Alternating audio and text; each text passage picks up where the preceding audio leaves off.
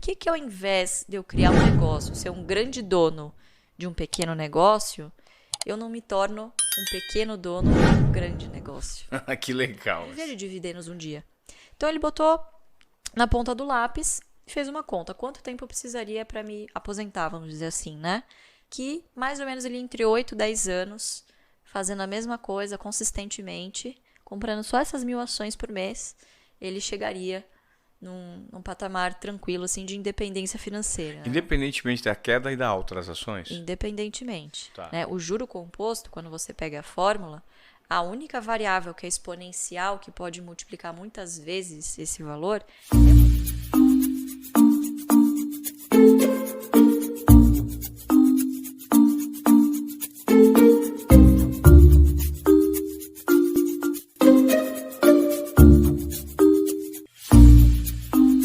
eu sou especialista em ações, sempre cobri o setor de utilities, que são utilidades públicas, né? Então, energia, saneamento, telecom, bancos e afins, e seguros. E é muito parecido assim com a história do meu pai, né? Meu pai, quando ele começou, a ideia dele não era trabalhar na bolsa, nem nada disso. Ele começou a fazer economia, fez, obviamente, muitos amigos, muito networking, e um amigo dele apresentou, olha, você já investe e tal, e levou ele na bolsa para conhecer. E ele ficou louco com aquilo, né? Achou o máximo. Nesse meio tempo, ele trabalhava como auditor de empresas, então ele tinha muita intimidade assim com números, né?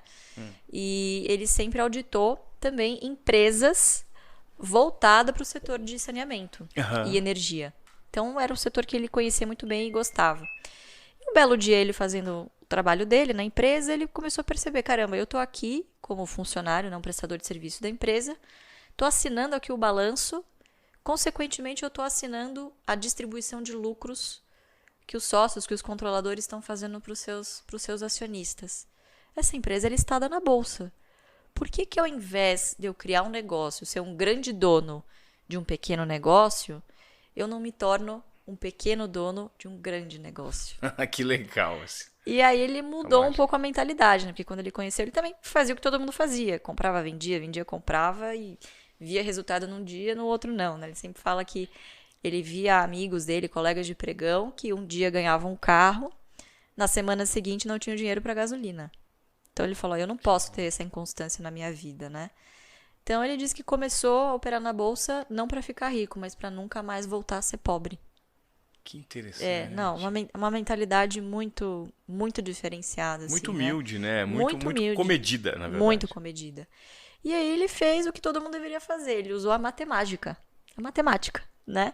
Então ele fez uma conta simples, bom, se eu quiser ter uma vida mais tranquila aqui na bolsa, o que eu devo fazer para, né, eu quero ser igual os controladores da CESP, igual os controladores da Sabesp, enfim, que eu audito, eu quero viver de dividendos um dia. Então ele botou na ponta do lápis e fez uma conta. Quanto tempo eu precisaria para me aposentar, vamos dizer assim, né? Fez a conta tal, fez um estudo considerando compra de 1.000 ações todos os meses de CESP durante 30 anos. E ele chegou à conclusão nesse estudo, que se chama Ações Garantem o Futuro, lá na década de 70, que mais ou menos ele entre 8 e 10 anos, fazendo a mesma coisa consistentemente, comprando só essas 1.000 ações por mês, ele chegaria num patamar tranquilo, assim, de independência financeira. Independentemente da queda e da alta das ações? Independentemente. Tá. Porque a ideia se resume em uma frase. A estratégia é muito simples. Comprar ações de boas empresas que paguem bons dividendos, que estejam cotadas a bons preços, né? Então, é você fazer, às vezes, de um pequeno dono. O que o dono faz? Ele não sai vendendo a sua empresa na menor variação, na menor volatilidade. Não, ao contrário. Geralmente, grandes empresas, inclusive, fazem o contrário, né?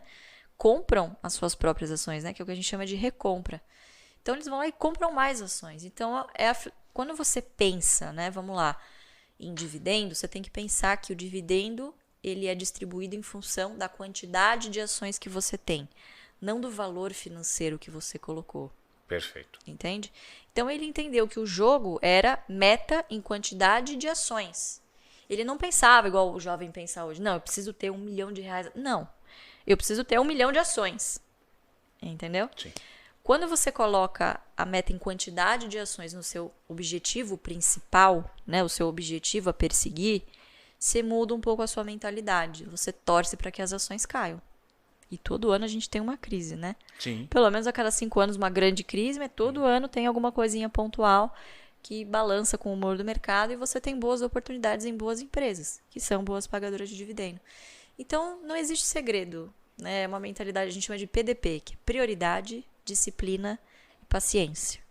Prioridade porque, para quem está começando, você vai ter que abrir mão de outras coisas de curto prazo para você, muitas vezes, comprar essas 1.000 ações por mês. Exatamente. E era o que ele fazia. Ele tinha 4 empregos. Um deles era só para investir. Ele usava todo o salário dele para investir. Um dos empregos ele pegava o que ele ganhava e aplicava. Exatamente. Porque na época ele já estava se separando da esposa, já tinha os 4 filhos, né? Então tinha pensão, tinha, né, custos elevados. Ele juntou um dinheiro, comprou um apartamento e tirou minha avó, ele e a minha avó do cortiço, né? Ele ficou lá até uns 19, 20 anos. Né? Que idade seu pai tá hoje? Vai fazer 8,5 em março. Que legal. 8,5. Enfim, então ele entendeu que o jogo era justamente esse, né? Então, voltando ao PDP, prioridade, justamente por isso, disciplina.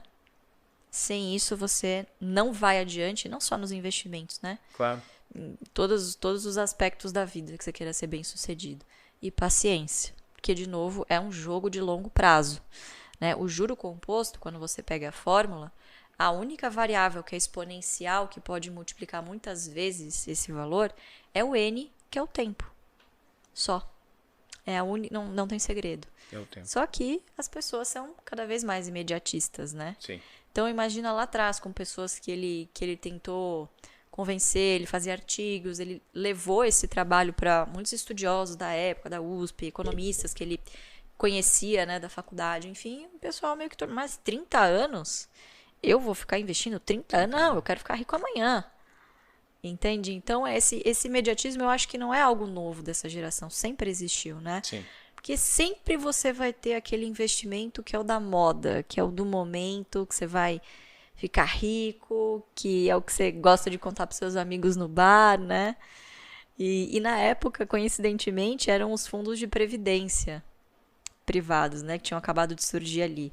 Então, quem não tinha uma previdência complementar naquela época, década de 70, imagina, era louco, né? Montepio da Família Militar, né? GBOX, tinham vários fundos desses, que na década de 80 para 90 quebraram, né? Então, ele sempre fala, olha, eu quero ser independente financeiramente, eu não quero depender do governo, então eu vou fazer a minha previdência. E aí, por isso que chama carteira previdenciária, que é você não comparar os seus investimentos a um cassino. Mas, ao contrário, é o boleto todo mês do seu aporte, que é o da sua previdência lá na frente. Que quem vai pagar são as empresas da sua carteira. E por quê? Porque elas pagam para os seus acionistas controladores. Os demais, os pequenos sócios, também ganham junto. Cara, é um raciocínio tão simples, né? Simples, né? Dentro do complexo mundo que gera um estranhamento para quem não entende de bolsa de valores, quando você traz nessa narrativa, é super simples. É muito simples. E a grande sofisticação, ela tá na simplicidade. Tá na simplicidade. Porque, assim, apesar de ser uma estratégia simples, ela não é fácil. Claro. Imagina você ser consistente por muitos anos, Sim. né? E é difícil, é contra-intuitivo pra gente, pra nós seres humanos, né? Claro. A gente quer a todo momento ali se gratificar a curto prazo, né? Então, antecipar coisas que talvez você só deveria ter um pouquinho mais lá na frente, mas não, mas você quer ter aquele patrimônio que você tanto sonhava, que você tanto almejava. Né? A vida é uma só, a gente precisa viver o hoje, né? Exatamente. Mas isso, você concorda que isso não significa você se privar em demasiado, não, em demasia dúvida. também? Sem dúvida. Assim, a gente pode se possibilitar, tendo um plano, né, uma programação um pouco mais rígida, existem possibilidades dentro de uma equação de você também tirar um pouquinho Sim. e se beneficiar disso, né? Não, sem dúvida. Não estou dizendo aqui para todo mundo se privar dos seus sonhos, de maneira alguma, mas quantos jovens eu não vejo, por exemplo, que, sei lá, primeiro bônus que ganha na empresa, tô falando de amigos próximos meus, Claro. assim. Primeiro bônus na empresa, a primeira coisa que faz é comprar um carro importado. Porra, cara, calma. Começa aos poucos, sabe assim? Será que, assim, em 1, 2 anos, se você não juntasse essa grana, investisse, você não conseguiria comprar isso à vista ao invés de você financiar? Porque enquanto você não pagou, não é seu, é do banco, né? Claro. Então, eu não tô falando sobre você se privar, mas se planejar para conquistar as coisas que você quer, né? E é difícil, de fato, fazer isso no Brasil, porque é um chip que tá aqui dentro, né? Que é cultural. imagina que o nosso país passou por diversos ciclos terríveis, né? Então, lá na década de 70, você teve ali diversas crises, né? A crise do petróleo, tigres asiáticos, dos emergentes. Depois da década de 80 foi terrível, inflacionária, né? Hiperinflação. Então, você tinha que estocar em bens, você tinha que colocar em intangíveis, bens tangíveis, como casa, terreno, porque o valor do seu dinheiro, ele diminuía a cada dia que passava, né? Então, isso, obviamente, criou uma cultura no brasileiro disso, de querer imobilizar o seu dinheiro, né? De não manter liquidez. E claro que isso é uma questão geracional. Isso vai mudando ao longo do tempo, né?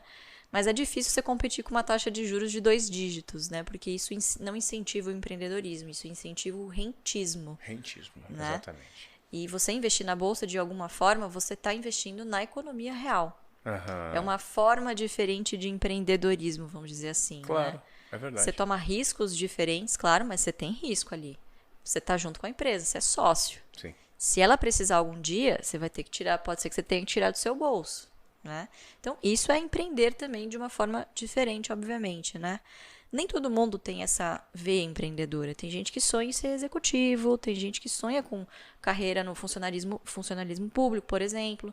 Então, essa é uma boa opção para quem quer empreender, vamos dizer assim, e ter uma segunda fonte de renda passiva lá na frente, né? Mas, de fato, não quer dizer que você deva se privar de todos os seus sonhos. Eu estou dizendo mais para se planejar até você chegar nesse momento.